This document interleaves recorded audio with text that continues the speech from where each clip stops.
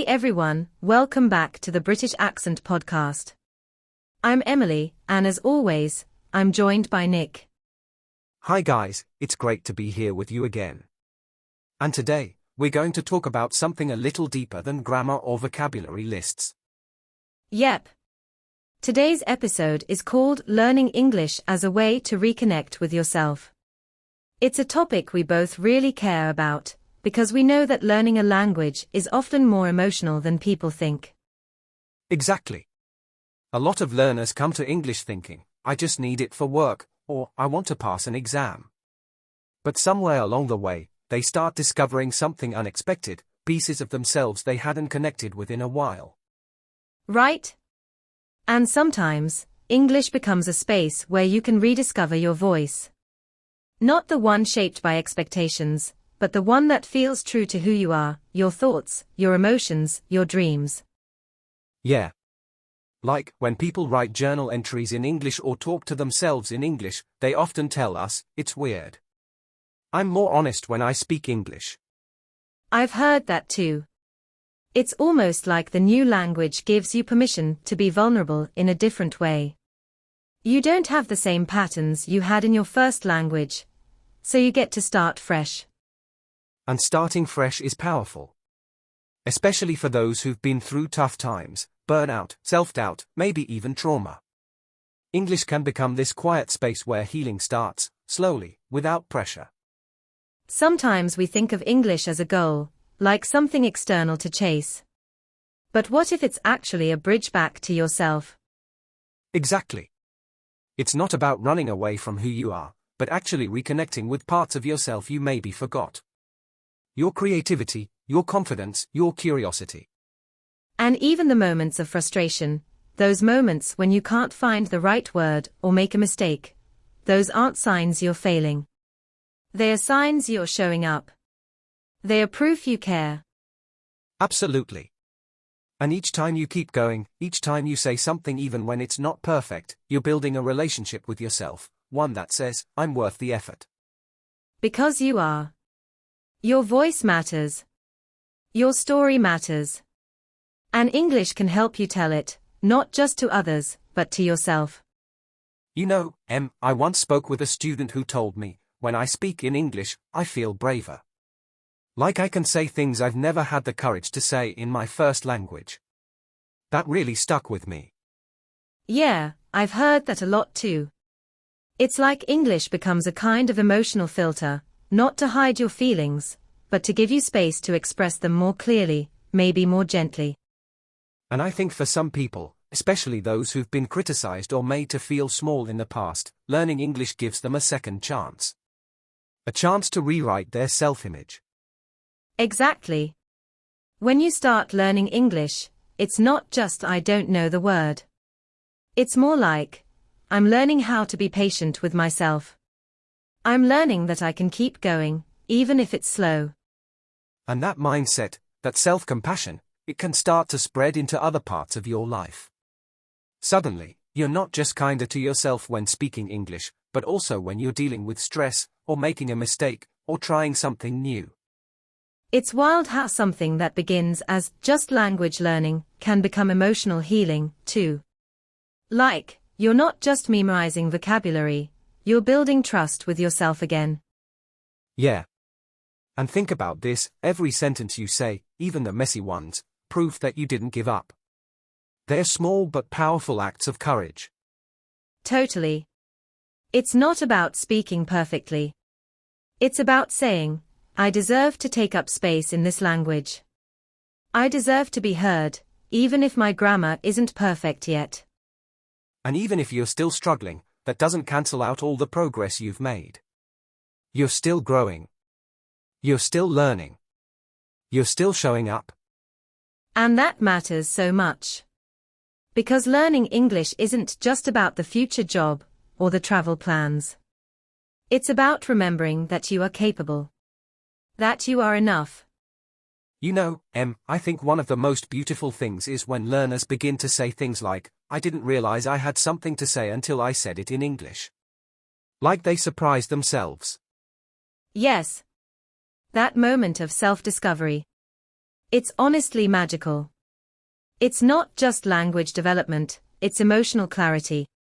Sometimes we find the words because we needed to feel them. And it's not even always about deep, emotional stuff. It could be something as simple as writing a sentence like, I am learning, and I'm proud of myself. That alone can be a huge breakthrough. Totally. Because maybe no one ever told you that you could be proud of yourself for learning slowly, for showing up tired, but still opening that textbook, or even just listening to this podcast. Yeah. We grow up in systems that reward speed, results, and perfection. But learning a new language, especially as an adult, is the opposite. It requires patience, forgiveness, and humility. And honestly, it demands a kind of strength that people don't see. Like, showing up to speak a new language when your inner critic is loud. That's strength. I wish more learners saw themselves the way we see them. The courage it takes to say, I'm going to try anyway, even with the accent, the mistakes, the pauses, that's something to be proud of. That's exactly why reconnecting with yourself matters. Because if you don't shift your inner voice, if you don't treat yourself with kindness during the journey, it becomes harder to grow. Yep. People think it's just about learning more words or fixing their grammar. But honestly, most of the time, what holds them back isn't knowledge. It's shame. And when you start to replace shame with curiosity, or replace self-judgment with compassion, the whole experience changes. You learn more. You enjoy more. And you remember that learning English isn't just a performance. It's a process of becoming. Becoming more confident, more open, and sometimes, more yourself. And it's so healing, Nick, when someone realizes, hey, I don't have to be fluent to be proud. I don't have to be perfect to be progressing. That shift. That's everything. Yeah, and I've seen it happen in real time, like when a learner goes from being afraid to speak, to suddenly raising their hand in class, or sharing something personal in English for the first time. It's not just about speaking anymore, right? It's about trusting their voice, trusting their thoughts. English becomes a way to say, I'm here. I matter. I have something worth saying. Exactly. And that belief? It spills into the rest of their life. Maybe they stand up for themselves more. Maybe they ask for what they need. Maybe they stop apologizing so much. That's so real. It's like learning English gives them a mirror, a way to see themselves differently. Not through the lens of what they lack, but what they are building. And piece by piece, they begin to rebuild this relationship with themselves. Not one based on pressure or comparison, but on encouragement. On love, even. Because let's be honest, many people start their English journey already carrying the weight of not being enough, from school, from family, from society. And it doesn't just disappear when you pick up a textbook. No, it doesn't.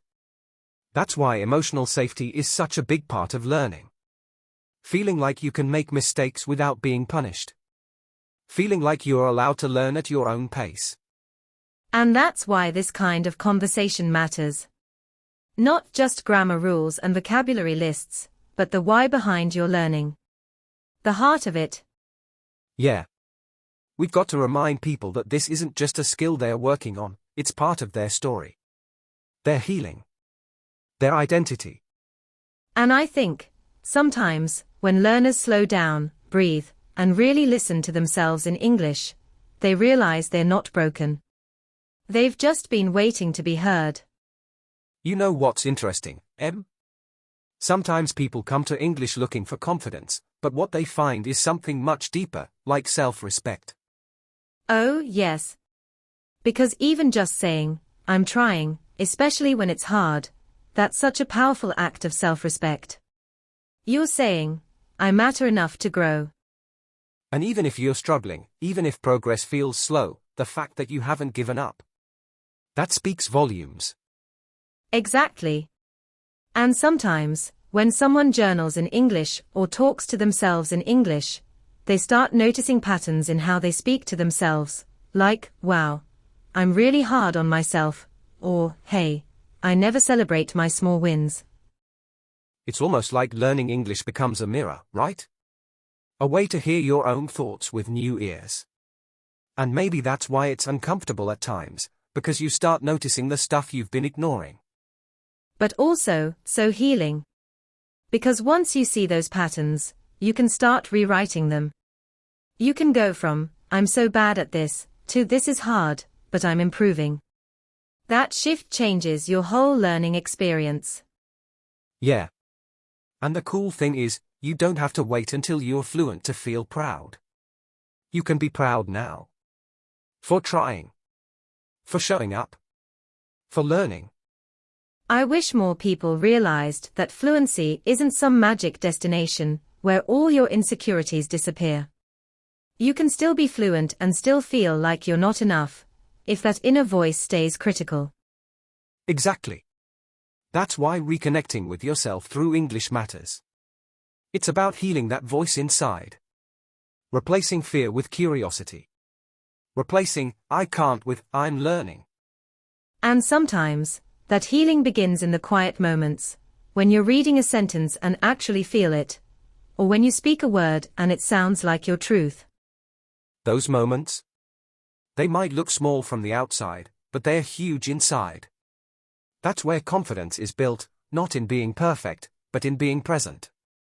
So if you're listening to this right now and you've ever felt lost in your English journey, maybe, just maybe, it's not about finding more vocabulary, it's about finding more of you. You know, sometimes people think the goal of learning English is just being able to have a perfect conversation or pass an exam. But honestly, some of the most meaningful moments I've seen are when someone expresses a feeling they've held in for years, just a few simple words, but it changes everything. Totally. Like when someone finally says, I'm tired, or I need help, in English, and they're not just practicing a sentence structure. They're giving themselves permission to feel. To be human. Exactly. And I think that's why learning a new language can be such a deep emotional experience. You're not just translating words, you're translating yourself. Your memories. Your pain. Your dreams. Yes. And when you start doing that, you begin to notice which parts of yourself you've been ignoring. Maybe you've been silent for years, afraid to speak up. But in English, suddenly, you feel brave enough to say something out loud for the first time. It's almost like English becomes a fresh canvas. No one here knows your past. They don't expect you to be perfect. You get to decide who you want to be every time you speak. And how powerful is that? To be able to create a new version of yourself, not fake, not forced, but free from the limitations you used to believe about who you were. Right. You realize, I'm not just someone who struggles with English. I'm someone who keeps going. I'm someone who's building something new. And that shift, that's where the healing begins. Yeah. And even the mistakes become part of that healing.